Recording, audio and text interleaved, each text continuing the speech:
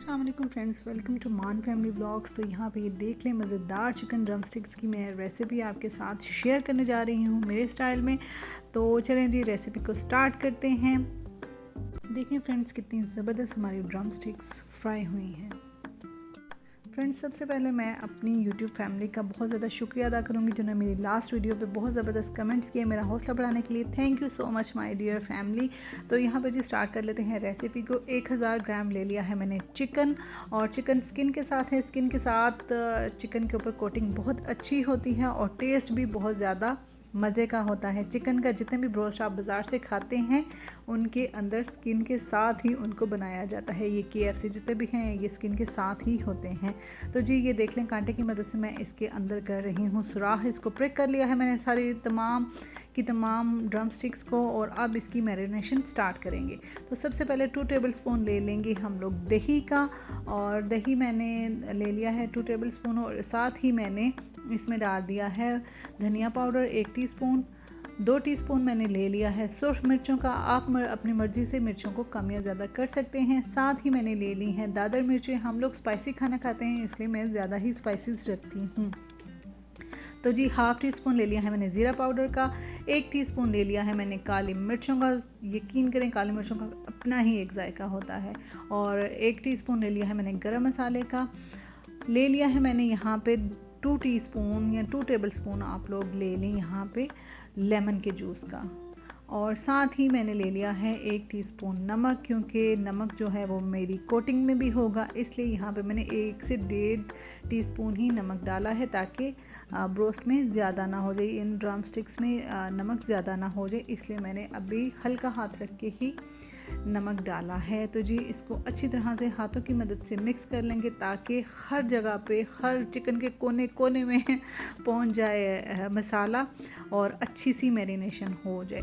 तो फ्रेंड्स यहाँ पे मैंने 2 टेबलस्पून डाल दिया है इसके अंदर ऑयल को। ऑयल की वजह से ये बहुत अंदर से जूसी रहता है, ड्राई नहीं होता।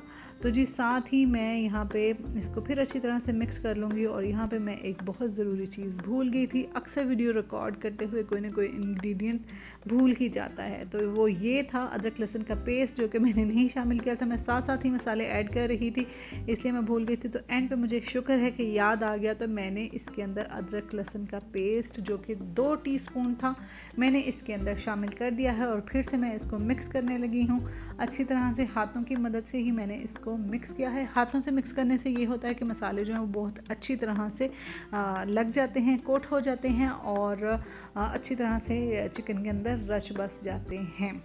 तो जी यहाँ पे मैं अब इसके कॉर्नर्स को साफ़ कर रही हूँ, और अब इसके बाद मैं इसको 2 घंटे का रेस्ट दूँगी ताकि अच्छी तरह से चिकन मैरिनेट हो जाए। और इसको मैं फ्रिज के अंदर ही रखूँगी।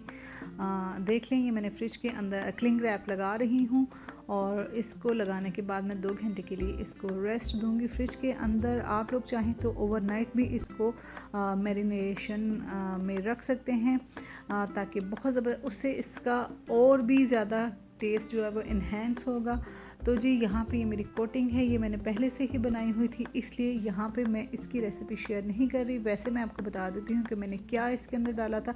2 टेबलस्पून मैंने ले लिया था मैदा, और 1 टेबलस्पून ले लिया था मैंने कॉर्नफ्लोर का। साथ में मैंने काली मिर्चें डाल दी थी, और साथ ही मैंने इसके अंदर नमक डाल दिया था, और कुछ भी नहीं डाला था। इस तरह से भी बड़ी सिंपल सी और बड़ी ज़बरदस्त सी टेस्टफुल ये कोटिंग जो है रेडी हो गई थी। और अब मैं इसके अंदर चिकन को अच्छी तरह से लपेट रही हूँ। इस तरह से आपने करना है कि अच्छी तरह से ये कोटिंग इसके ऊपर लग जाए, और स्किन होने की वजह से वैसे भी बहुत अच्छी कोटिंग होती है।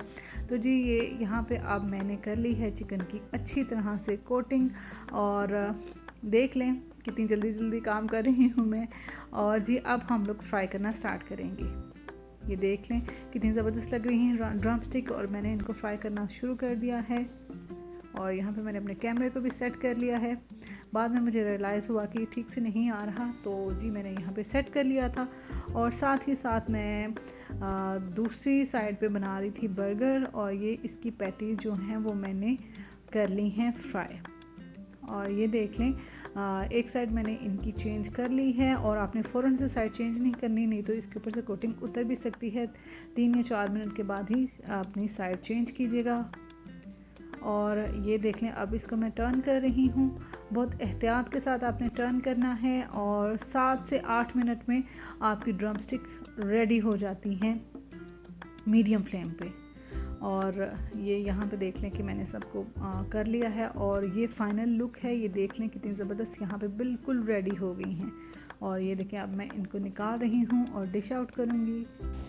چلیں جی ریڈی ہو گیا ہے ہمارا کھانا. اور یہ برگر ہوبس لیگ پیس وغیرہ جو ڈرم اسٹک میں نے بنائے ہیں وہ. اور یہ عمران ہاں جی اس کے لیے ڈپ ریڈی ہو رہے ہیں.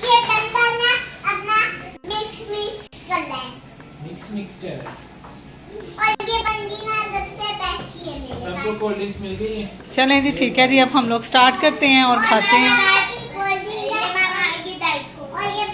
ہاں جی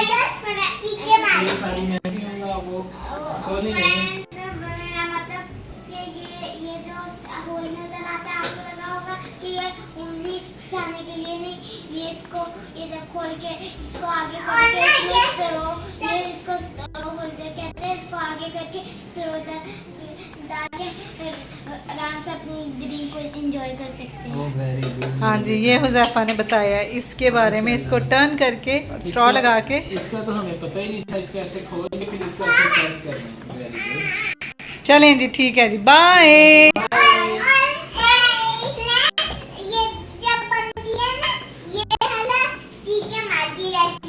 ہاں جی ٹھیک ہے جی اللہ حافظ بائے.